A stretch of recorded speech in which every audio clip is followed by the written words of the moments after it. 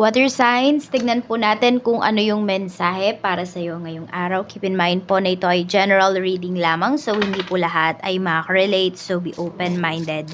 Sa mga hindi pa po nakasubscribe dito sa ating channel, please subscribe na po kayo and pa-like na din po ng ating video. At sa mga nais pong mag-avail ng ating private readings, ng ating Evil Eye Amulet, ng ating QR's Bracelet, makikita nyo po yung link sa description box, Tarot Intentions by Aliana Reyes. Okay? So we have moving on, we have hooked, and we have photo proof. Okay? So pwedeng ayan, getting evidence. So, yung iba po sa inyo, ito na lang talaga yung iniintindi po ninyo. Ito na lang yung sabihin natin, isa to sa mga pinagfo-focusan ninyo, ang makakuha ng ebidensya para maka-move forward na po kayo. So, parang hanggat hindi nyo yan nakukuha, ayan po, hindi kayo mag-move forward. Yan yung parang, hindi ko alam kung yan yung sinasabi nyo sa inyong sarili. Tingnan natin, spirit guide, ano pa po yung mensahe natin. Yung iba naman sa inyo dito, pwedeng nahihilig kayo sa mga investigative documentaries, ganyan, or sa mga something na more on about mga kriminal, mga ganyan po. Yung iba sa inyo, nahihilig kayo sa mga ganyang mga panoorin, mga palabas. Tignan natin.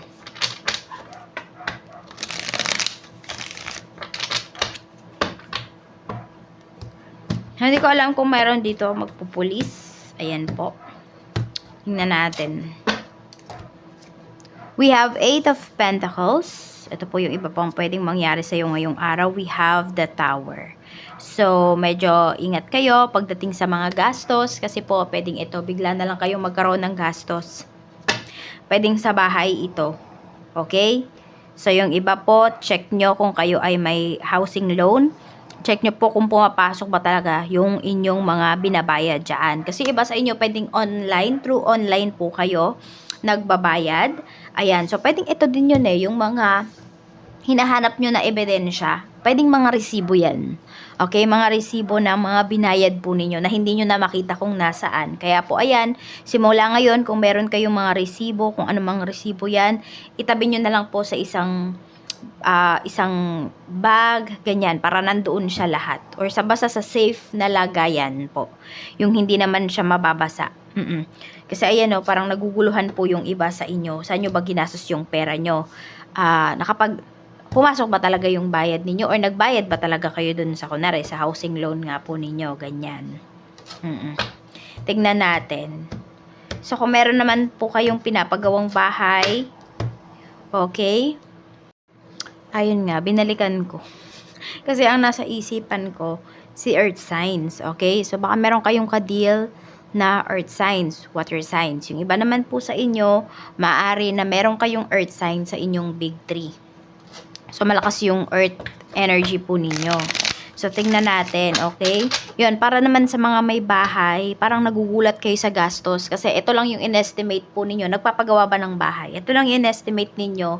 Tapos, ito na yung gastos ninyo. Kaya, ayun, masasabi nyo talaga na hindi biro ang magpagawa ng bahay. Ngayon, so tingnan po natin ano pa yung mensahe pagdating naman po sa iyong pamilya. We have the Hermit, we have 9 of Cups. Ayan. So, ngayon naman po, pinapakita dito para sa inyo, water signs ay maayos naman yung inyong pamilya. Parang tahimik ba? Tahimik pero masaya. Tahimik pero kontento. Ayan po. Simpleng pamumuhay lang. Pero, alam mo yon na nandoon na masaya po kayo. Ewan ko ba, meron akong nararamdaman na kakontentuhan dito pagdating sa family life po ninyo. Tignan natin ano pa yung mensahe. Sabi natin, may mga bagay kayo na dinedesire din naman at may mga bagay na kontento na kayo sa kung ano man yung mayroon kayo ng family mo. Pagdating naman po sa inyong mga makakasalumuha ngayong araw, we have Queen of Cups and meron tayo ditong 2 of Cups. So, madami kang makikita mga naka-holding hands, mga lovers ngayong araw na ito. Yan. parang ano lang, matutuwa ka talaga na ang dami pa rin pa rin pala na tao na in love, and may mga relationships pa din pala na nagtatagal. Ayan po. So, yung iba sa inyo dito, medyo bitter kayo. Ba't nyo naiisip yan? Pero ayun nga, sabihin natin, parang full of love yung mga makakasalumuha mo ngayong araw na ito. Even yung mga makakasalubong mo, or kung nagko-commute po kayo, yung mga makakatabi nyo at makakaharap ninyo sa jeep or sa bus or sa train. Tignan natin ano pa yung mensahe pagdating naman sa iyong love life. We have King of Wands, and mayroon tayo ditong Five of Pentacles. Okay, so ang gusto nyong malaman, okay, ang interested kayo, ang curious kayo ngayon, bakit nanlalamig sa inyo yung person ninyo. Yan po yung hinahanapan ninyo ng ebidensya. Yan yung gina-justify ba ninyo. Nanlalamig siya kasi ganito. Tignan natin. So, kausapin nyo na lang po siya. Tanongin nyo directly, bakit ba siya cold? Tignan natin ano pa yung mensahe pagdating naman po sa iyong, sana tayo, pagdating sa iyong kaperahan. So, we have Queen of Wands, and meron tayo ditong 8 of Cups pagdating sa inyong kaperahan. So, pagdating dito sa pera, meron kayong minamanifest Meron akong naririnig na free, something free ngayong araw na ito. Ayan po. So, pwedeng, di ba, alam nyo, ngayong araw, gagastos kayo, water signs, pero biglang may darating na free na mga kung ano-ano man sa inyo. Ayan, pwede po na may magregalo sa inyo. May magbigay sa inyo, may manlibre sa inyo. Ayan, so pwedeng makakaligtas po yung iba sa inyo sa iba pang mga gastusin ngayong araw na ito. Yan. Tapos meron naman dito, minamanifest nyo yata na makapunta kayo ng ibang bansa, makahanap kayo ng mas magandang trabaho. Makukuha nyo po yan. Kaya lang, some of you, it could take 8 weeks to 8 months pa po. Ganun siya katagal. Yun na yung pinakamatagal, 8 months. Kung may minamanifest man po kayo ditong big amount of money, or yun nga, mas magandang trabaho.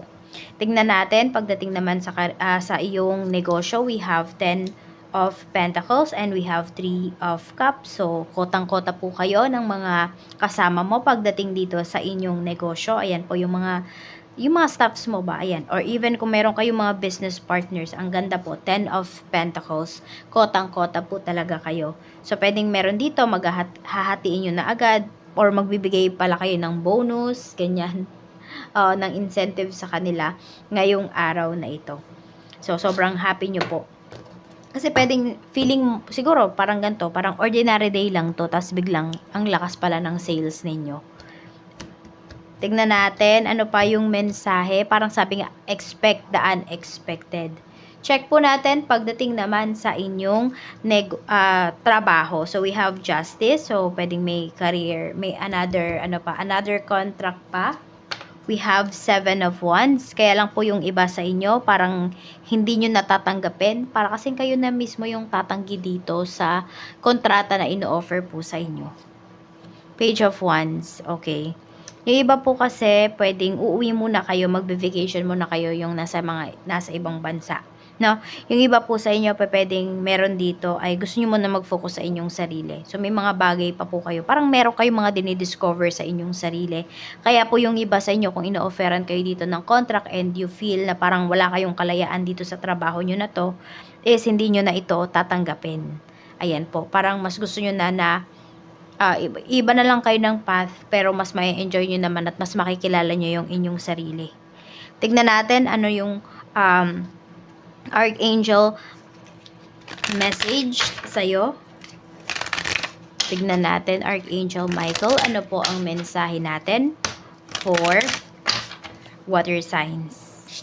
We have, admit the truth to yourself and act accordingly. Sabi dito. Sabi, I appreciate your support in helping me face my feelings with grace and acceptance so that I can be lovingly honest with myself and others. Thank you, Archangel Michael, for giving me courage and strength. Ayan po yung inyong, prayer.